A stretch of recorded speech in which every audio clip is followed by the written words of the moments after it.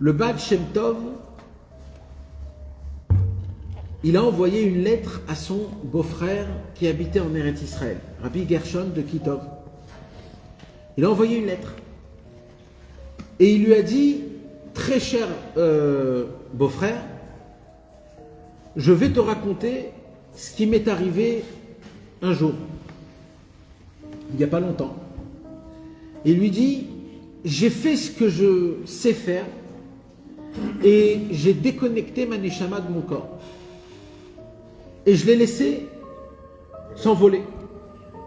Comme ça, il écrit de sa propre main, le Baal Shem Tov, de sa propre main. Et il dit, et mon âme monte de niveau en niveau, de niveau en niveau. Ça ne s'arrête pas. C'est pas au Moussaf de Shabbat, non, il n'y a pas de précision. Je sais pas, il y a pas, non, je crois pas, peut-être. Mais là-bas, c'est pas précisé. Et il dit, j'ai passé devant la yeshiva de Rabbi Akiva, mais j'ai voulu monter plus haut. Après, il dit, j'ai dépassé la yeshiva de Rabbi Shimon Bar Yochai, mais j'ai voulu monter encore plus haut. Après de David Ameler, après de Yosef Hatzadik, après des patriarches Abraham, Yitzhak et Yaakov. Et comme ça, il raconte combien il monte de niveau en niveau. Et il dit, jusqu'à que je suis arrivé dans un endroit où il y a écrit le nid d'oiseau. Le nid d'oiseau. Ken Tzipor. C'est un palais énorme. Et à l'entrée, il y avait écrit le nid d'oiseau. Et là, le Baal Shem Tov, il dit, je suis rentré. Et quand je suis rentré, j'ai tout de suite compris que ici se trouve le Mashiach Tzidkenu. Alors il était très content et il a dit, je veux le voir. Il est allé là-bas, il est rentré. Et il a vu le Mashiach. Et il lui a posé une question. Il lui a dit, quand tu viens? Alors, il lui a dit, quand le monde prierait comme toi, je viendrai. Et quand il a entendu ça, il a dit, oi, malheur, quand ça va se faire ça? Alors il lui a donné une deuxième réponse.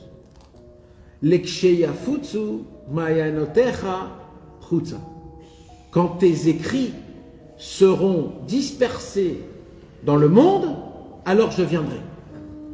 Comme ça, il écrit de sa plume le Baal Shem Tov. D'accord ? C'est très connu, c'est une lettre. Et là-bas, il dit, le Mashiach m'a dit encore plusieurs choses, mais que je ne peux pas dire. Je ne peux pas te dire. Mais je vais te résumer tout ce qu'il m'a expliqué en 2 mots. Et il dit là-bas comme ça, il dit, j'ai appris du Mashiach que dans chaque mot de notre prière, c'est-à-dire quand tu dis Baruch, d'accord, dans le mot Baruch,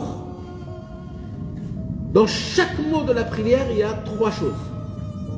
Il y a des mondes, des âmes et de la divinité. Je répète, nous on croit que Baruch, le mot Baruch, c'est un mot. Maximum, pas plus que ça. On va dire aller plus loin, un ange. Parce que chaque mot qu'on sort de notre bouche, de Torah et de Tfila, on crée un ange. Alors le maximum, on va dire, c'est un ange. Il vient le Baal Shem Tov et il dit, oubliez tout ce que vous avez appris. Dans chaque mot qu'on prononce nous-mêmes, nous, personnellement, il y a dans le mot que tu prononces, quand tu dis Baruch, dans une bracha de Sheakol, tu dis juste le mot Baruch, dans le mot Baruch, il y a dans le mot Baruch un concentré de mondes, des mondes et des mondes spirituels énormes, inimaginables, avec des puissances. Mis à part les mondes, il y a des âmes. Vous savez ce que c'est des âmes? Il y a des êtres vivants. Des êtres vivants. Des êtres vivants. Avec un corps. Des êtres vivants qui vivent, qui sont là, qui réfléchissent. Plusieurs, des neshamot et des neshamot, dans chaque mot qu'on prononce dans la prière, avec kavana ou sans kavana. Et je vais aller plus loin. Et tu sais ce qu'il y a aussi? Il y a de la divinité de Hachem qui n'existait pas avant que tu prononces le mot de la tfila. Tu crées une divinité d'Akadosh Baruch Hu toute nouvelle. Tu agrandis le nom d'Hachem qu'en prononçant. Et il dit le Baal Shem Tov, celui qui sait prier de cette manière-là, il fait venir le Mashiach.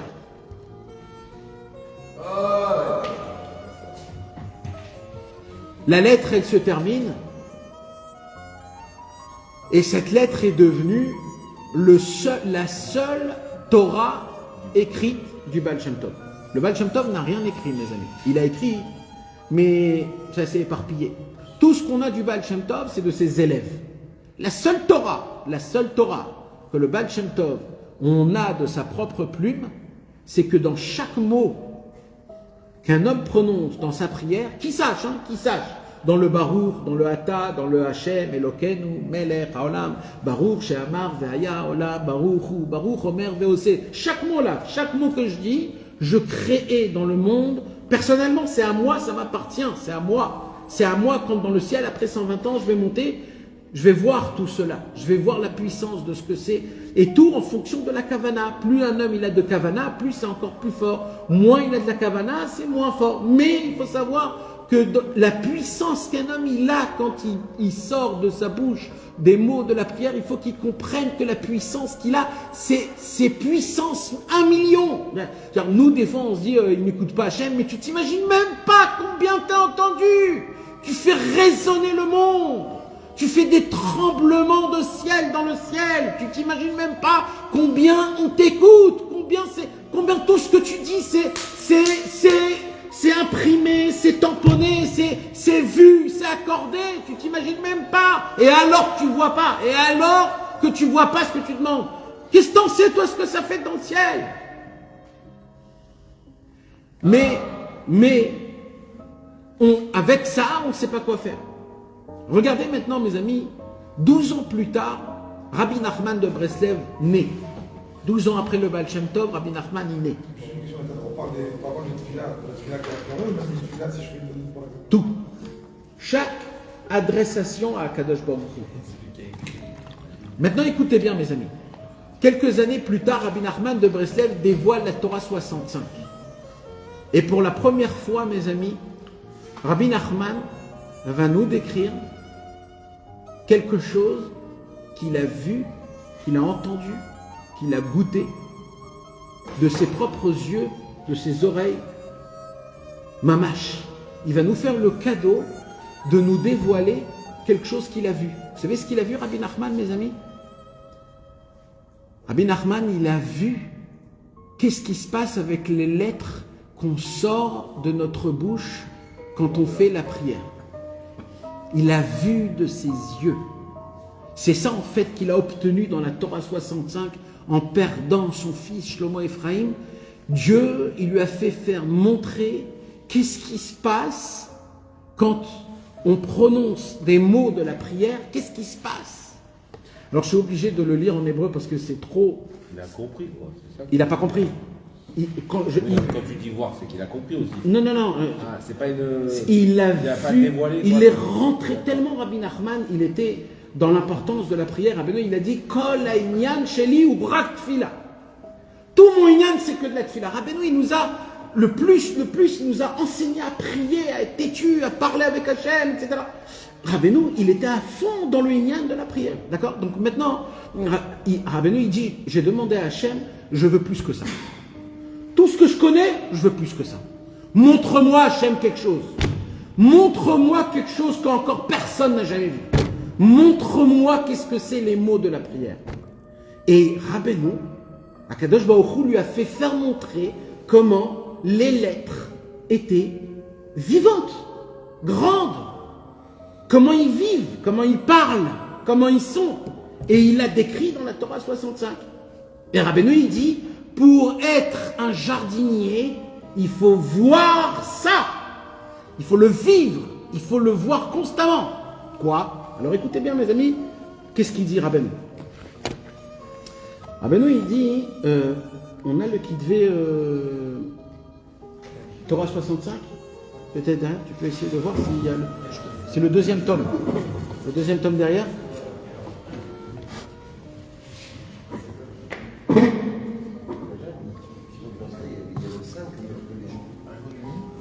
Non, plus, il y avait plus.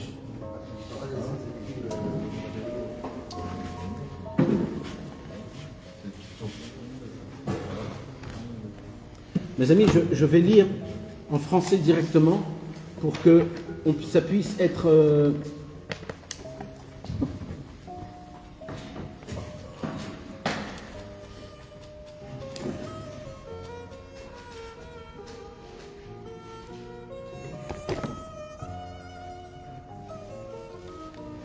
Lorsque l'homme a le mérite d'atteindre le but, la perfection de la prière réside principalement dans le fait de réaliser une unité de toute la prière. Il dit Rabbi Nachman, le plus haut niveau de tous les niveaux, c'est de rendre ta prière un mot. Que de toute ta prière, il y a un mot. C'est un mot. Ça ne veut pas dire que tu dis un mot, mais que tous les mots que tu sors de ta prière, eux, ils s'unissent et ils deviennent un seul mot. Alors, attendez, parce que là, on va rien comprendre. Hein. Non mais attends, je vous ai dit, mes amis, là c'est quelque chose de très spécial. On a le mérite, bichlal, de lire. Alors venez juste, on écoute et on accepte, d'accord?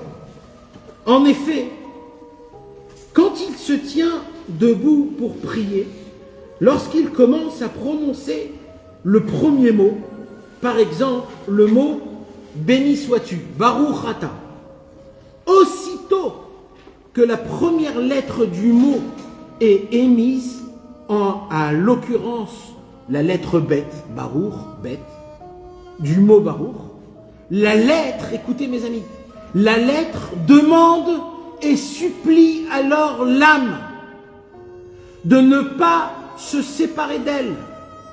Elle ne laisse pas l'âme poursuivre et parler davantage, car la lettre étreint se lie à l'âme en lui demandant de ne pas se séparer d'elle. À plus forte raison, lorsque le fidèle achève un mot, c'est alors tout le mot qui est en train de s'agripper à l'âme et ne laisse pas le quitter pour prononcer le reste des paroles de la prière. Rabbeinu, il a vu que quand un homme il dit Baruch dans la prière, le premier mot, la lettre bête, elle vient et elle s'agrippe à notre âme, à nous, à notre neshama. Elle s'agrippe à nous. Elle nous dit je t'aime. Reste avec moi, ne passe pas à l'autre mot s'il te plaît. Je t'en supplie, reste avec moi et sois avec moi. Je t'aime, tu m'aimes. Profite de moi, goûte-moi. Et après le resh, la même chose elle fait. Le vav, la même chose. Et dès que toutes les lettres, ils viennent et ils disent, toutes les lettres, Baruch, ils disent, je t'en supplie, reste dans le mot Baruch, je t'en supplie. Ne me quitte pas en disant Ata. Après, quand tu dis Ata, la lettre de Aleph, elle saute sur moi, elle me dit, ah, qu'est-ce que je t'aime, qu'est-ce que je t'aime. Je veux rester avec toi, ne passe pas autre chose, s'il te plaît, s'il te plaît. Après, quand tu dis Ado, le Yud, le He, le Vav, le He, il s'agrippe à toi, oh là là, merci, merci. Et ils se battent, ils disent, ne passe pas autre chose, je t'en supplie. Ça, Rabbeinu l'a vu de ses yeux. Et ça se fait avec tous les mots que tu prononces dans la prière, même si tu fais ta prière en bâillant et en regardant TikTok. Vous comprenez cela, mes amis? Eh, j'ai pas terminé, hein. Rabbeinu, il continue, là. Rabbeinu, il dit, votre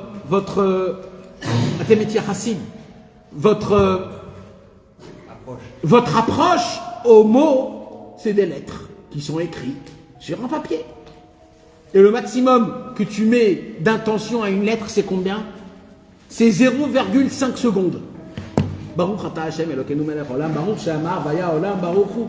Tu t'imagines que dans chaque mot que tu te dis, il y a un monde qui se passe, un monde. Tu es entouré de toutes les lettres qui sont là et qui t'admirent et qui t'aiment et qui s'aggravent à toi. Et tu dis, je t'aime, ne me quitte pas, je t'en supplie, ne me quitte pas. Tous les mots de la prière, tous les mots. continue les amis. Lorsque l'homme se tient pour prier, prononce les mots de la prière, il cueille alors des poussées, des fleurs, des roses, de toute beauté, toutes comme un homme qui se rend dans un champ pour y accueillir des roses et des belles fleurs, une à une. Les mots de la prière, il dit Rabbi Nachman, c'est comme si que tu cueilles des fleurs et des roses dans un jardin et que chacune elle est parfaite, chacune elle t'aime, chacune elle veut que tu fasses d'elle quelque chose, jusqu'à ce qu'il en fasse un bouquet, puis il en rassemble encore. Il dit c'est quoi la tfila, c'est quoi? Baruch. Toi tu lis Baruch, pour toi c'est évident que Baruch c'est Baruch parce qu'il y a écrit dans ton sidour, ça fait 15 ans que tu lis Baruch. Il dit Rabbeinu, toi tu sais pas, moi je vois ce qui se passe en haut. En haut, ta neshama, quand tu dis Baruch, elle monte dans un jardin, et elle va choisir une belle rose. Alors elle va regarder, elle va voir, non, celle-là elle est pas belle, celle-là elle est pas... waouh, là j'en ai une. Et là tu cueilles une rose. Après tu vas chercher une autre, et tu vas voir, c'est un rêche. Et après tu vas faire de ça un bouquet, c'est une lettre. Maintenant toi tu lis vite, mais ce que tu sais pas, c'est que ta neshama dans le ciel, elle fait ce parcours-là. Chaque mot que tu dis, c'est un travail que tu cueilles des fleurs et des roses et tout quelque chose qui est inimaginable, mes amis, quelque chose d'énorme. Ça, Rabbi Nachman, pour le dire, il l'a vu de ses yeux. Puis il en rassemble encore l'un après l'autre pour en faire un second bouquet. Et en les liant ensemble durant sa marche, il cueillit et rassemble ainsi de nombreux, jolis et somptueux bouquets. De même, en est-il du fidèle qui, durant sa prière, va de lettre en lettre au point d'en rassembler plusieurs pour en continuer une parole et un mot, puis il poursuit sa route et joint encore d'autres lettres pour en faire un deuxième mot, etc. 2 mots sont ensuite rassemblés, puis il continue et il cueillit davantage jusqu'à finir la première bénédiction.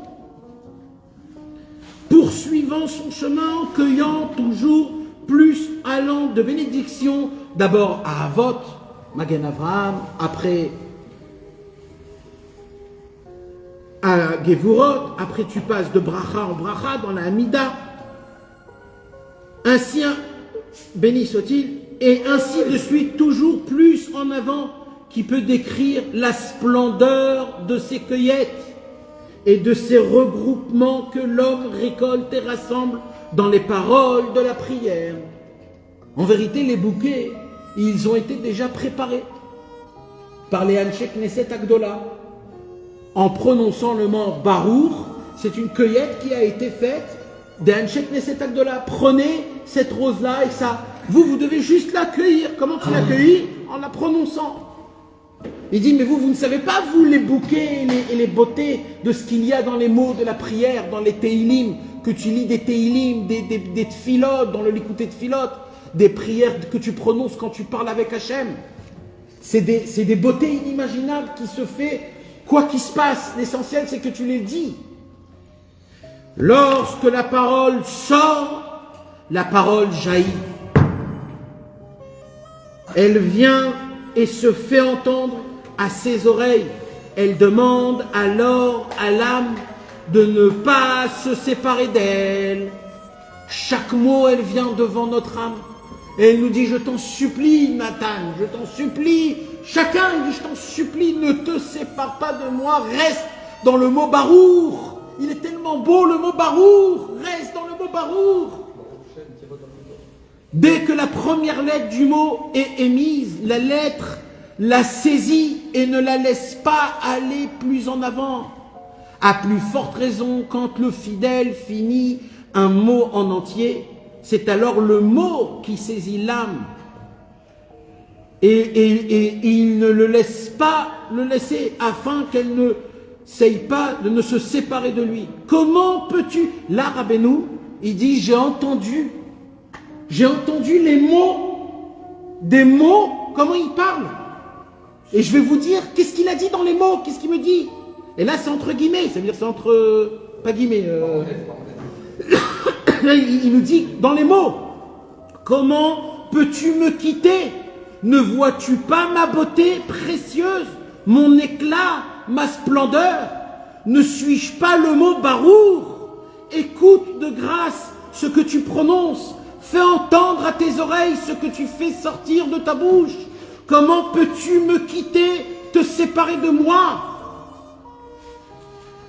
Il est vrai que tu dois poursuivre plus avant afin de glaner encore de précisions, de merveilles et de grands trésors. Mais comment peux-tu te séparer de moi et m'oublier?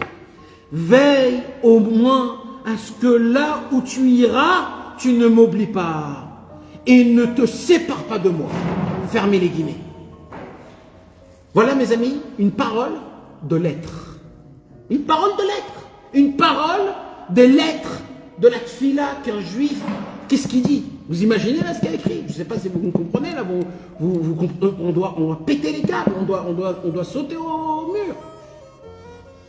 Rabbeinu nous dévoile une conversation qu'il a entendue d'une lettre, qui lui supplie de ne pas être oublié. Et lui dit au moins, pour poursuivre ta prière, juste rappelle-toi de moi. Et là, Rabbeinu, il revient depuis le début. C'est quoi l'essentiel de la prière? De faire de toute la prière un seul mot. Maintenant, on comprend ça. C'est-à-dire que quand un homme il fait Allénou les Shabbat, il se rappelle encore du Modéani qu'il a commencé. Il est encore dans le Modéani, il est encore dans le Baruch She'amar, il est encore attaché à toutes les lettres. Et là, on comprend ce que le Baal Shem Tov a écrit. C'est quand le Mashiach viendra, quand tu feras rentrer dans les mots des mondes, des âmes et de la divinité. C'est tout ce qu'on vient d'étudier ici.